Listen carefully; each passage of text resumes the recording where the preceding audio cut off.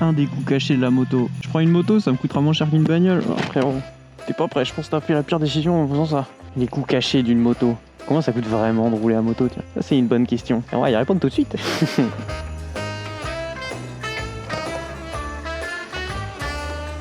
20 balles. Parlons peu mais parlons bien, le vrai coût d'une moto, c'est pas juste le prix de la moto, enfin c'est comme une bagnole, tu vois, quand t'achètes une Porsche, alors techniquement bon, c'est que t'as de la thune, hein, mais c'est l'entretien qui va te coûter cher. Et bah une moto c'est un petit peu pareil, tu pourrais croire que ça te coûterait moins cher à l'achat, mais pas tant que ça en vrai. Alors, pour relativiser, c'est sûr que si un jour, au lieu d'acheter une petite citadine à 20 000 balles, si tu mets 20 000 balles dans une moto, frérot, tu t'en sors avec une moto qui te satellise directement en enfer sans passer par le péage. C'est vraiment... T'as un espèce d'engin de 200 chevaux qui fait 180 kg et qui te satellise la gueule. Ça, c'est clair et net. On va prendre ma moto en tant qu'exemple. Donc, c'est une Honda CB650R de 2025. Alors, c'est le modèle 2024, mais je l'ai acheté en 2025. C'est le modèle e-clutch. Donc, c'est celle qui a l'embrayage semi-automatique. Hein. C'est pas un... Enfin, il y a de l'embrayage, mais tu peux ne pas l'utiliser. Enfin, voilà, du cap. Le modèle, il coûte... J'ai plus le chiffre exact, mais il s'affiche là. C'est sûr et certain que oui, c'est beaucoup moins cher qu'une bagnole neuve, hein. Tu trouveras jamais une bagnole neuve à ce prix-là. Maintenant, si tu prends une moto en te disant oui, l'essence ça revient moins cher, non pas du tout.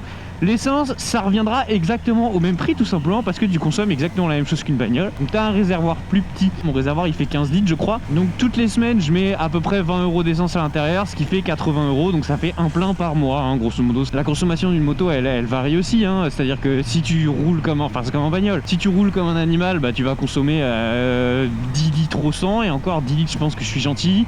Si tu roules chill, t'es à 4 litres. Donc la consommation va varier en fonction de ta manière de rouler, tout comme en bagnole. Donc le prix de l'essence d'une moto comparé à une bagnole, tu reviendras au même. Donc c'est pas ça qui te fera économiser. Ensuite, tu vas avoir l'assurance. Donc l'assurance de ta moto, il y a plusieurs catégories. Il y a si t'as une ultra sportive, si t'as une sportive, si t'es jeune permis, si tu roules chill, enfin si t'as un malus, si t'as pas de malus, enfin bref, t'as tout comme en voiture, hein. L'assurance varie en fonction d'énormément de critères et elle varie aussi en fonction de l'assureur. Au départ, moi j'étais chez AXA sur mon ancienne moto qui me proposait un prix assez cool parce qu'en fait j'avais plein d'assurances chez eux, j'avais pas que l'assurance moto. Au final je suis parti de pas mal des assurances que j'avais là-bas et le prix de la moto me revenait à beaucoup trop cher. AXA c'était pas ouf on va dire au niveau rapport qualité-prix et donc je suis parti chez la mutuelle des motards parce que je connais quelqu'un qui travaille là-bas et qui m'a fait un très bon prix. Donc pour mon assurance actuellement je suis aux alentours de 80 € par mois pour une assurance tout risque. Donc on va dire que ta moto alors elle te revient peut-être un petit peu moins cher qu'une voiture, hein, faut pas déconner. Entre l'assurance, le prix d'achat, tout ça, oui ça te revient un peu moins cher. Mais maintenant il y a un critère qui va rentrer en compte très rapidement. Parce que quand t'achètes ta moto, c'est que t'as mis un peu d'argent. Waouh, le mec il se barre à gauche, qu'est-ce qu'il branle? Ah ouais, il double maintenant. Mais c'est des fous les gens, ils peuvent pas attendre genre 2 secondes d'avoir la double voie. Enfin bref, donc le mec, j'ai perdu mes mots. Donc une fois que t'as acheté ta moto, là où tu vas pas t'y retrouver par rapport à une bagnole, et ce qui va beaucoup changer, c'est tout simplement qu'il va falloir que t'achètes ton équipement. Et alors là mon gars, c'est là où tu vas capter que non, la moto c'est pas moins cher. Parce que ton équipement, alors légalement, il y a que le casque et les gants qui sont obligatoires sur la route. C'est-à-dire que si tu roules littéralement en calbar, en tongs, avec un casque et des gants, tu te prendras pas d'amende.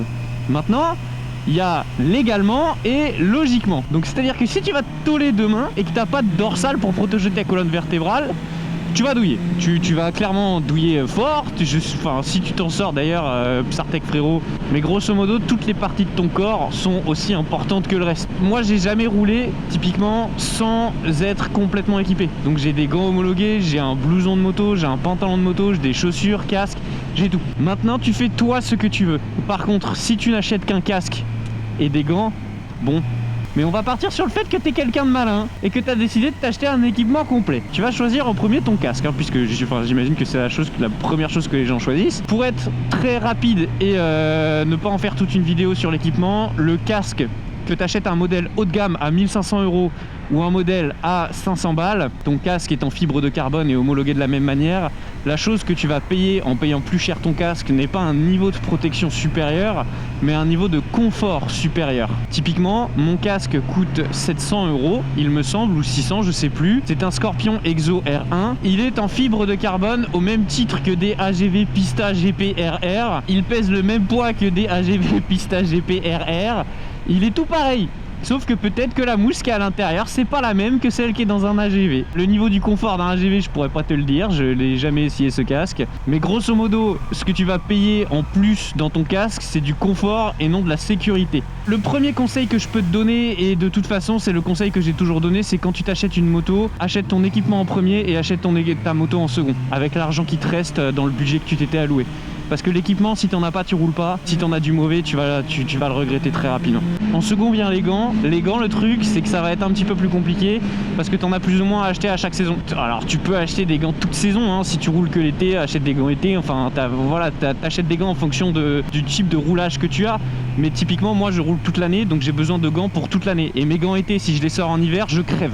Voilà, tout simplement je douille ma race. Donc j'ai 3 paires de gants, j'ai des gants été, c'est des Alpinestar, j'ai des gants mi-saison qui sont ceux que j'ai actuellement qui sont des All One, et j'ai des gants hiver et c'est des Five je crois. J'ai acheté des gants Five, ils étaient en solde, ils étaient sur le Black Friday, ils étaient en solde, enfin bref. Donc j'ai 3 paires de gants, une pour chaque saison, tout simplement parce que sinon mes mains douillent. Et j'ai 2 blousons, donc j'ai un blouson d'été / mi-saison qui est un blouson Botex que je pourrais très bien utiliser l'hiver aussi, mais j'ai pas de manteau. C'est une veste en fait que tu mets sous tes vêtements, et du coup j'ai pour l'hiver un blouson qui est celui-là, qui est le blouson Mirage de chez All One, qui est un blouson que j'utilise l'hiver parce qu'en fait il est coupe-vent et imperméable, donc ça me permet de passer l'hiver tranquille. Et mon pantalon, c'est un pantalon Botex que je cale sous mes pantalons normaux, hein. J'ai pas de pantalon à proprement parler dédié à la moto, j'ai ce pantalon Botex et mes habits normaux. Et mes chaussures, c'est des chaussures All One, donc c'est des chaussures de moto classiques qui remontent et qui prennent la cheville, parce que ça me fait je trouve ça pas ouf de pas avoir une chaussure de moto qui te protège ta cheville. Grosso modo, c'est l'entièreté de mon équipement.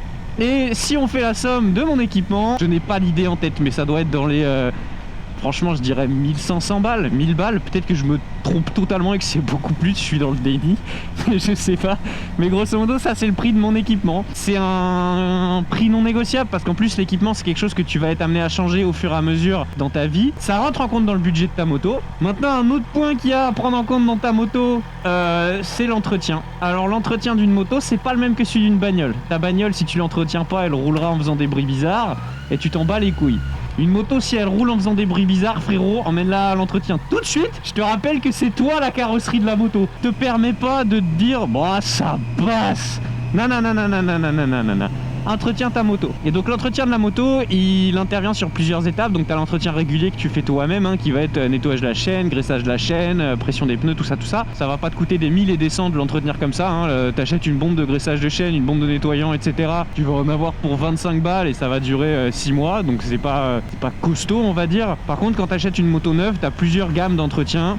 La première intervient quand tu as fait 1000 km, où tu as un gros entretien à faire à ta moto, voilà, c'est l'entretien des 1000, ça s'appelle. Cet entretien, c'est l'entretien que tu es obligé de faire, puisque c'est en gros quand tu achètes une moto, tu as une huile un petit peu particulière à l'intérieur, pour ce qu'on appelle le rodage, pour que tes pièces de moteur se mettent bien en place, se mettent ensemble. Et en fait, cette huile, dans ta moto pendant les 1000 premiers kilomètres va choper un petit peu tous les petits bouts métalliques qui vont partir des pièces. Enfin bref, c'est un peu plus complexe que ça, on va dire, hein. C'est vraiment très simplifié, mais grosso modo l'huile que tu as dans ta moto quand tu l'achètes neuve, c'est pas l'huile avec laquelle tu es censé rouler pendant 10 000 bornes, tu vois. Donc les 1000 premiers kilomètres tu les fais. Une fois que tu as fait tes 1000 premiers kilomètres, tu peux rouler, et ensuite en fonction de la moto que tu achètes, le carnet d'entretien va changer drastiquement.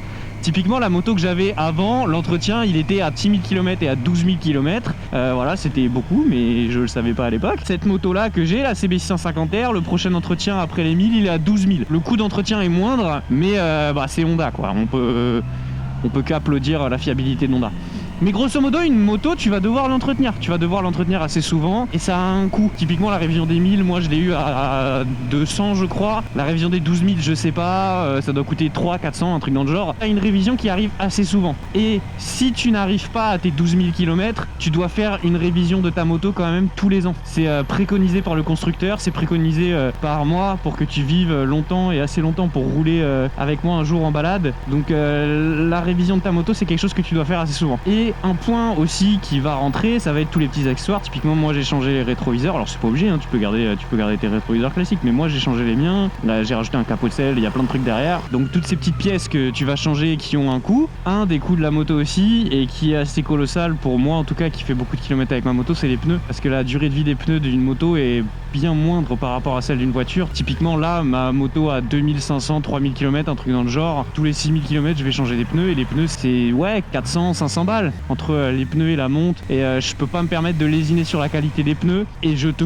déconseille très fortement de les lésiner sur la qualité des pneus. Tout simplement parce que les pneus c'est ce qui est en contact entre toi, la moto et le sol. Donc prends-en de très bonne qualité. Voilà, prends des pneus de très très bonne qualité. Et voilà, c'est un petit peu tout sur les coûts réels d'une moto. C'est pas vraiment ce qui est affiché, hein. Il y a beaucoup plus, il y a des coûts cachés derrière.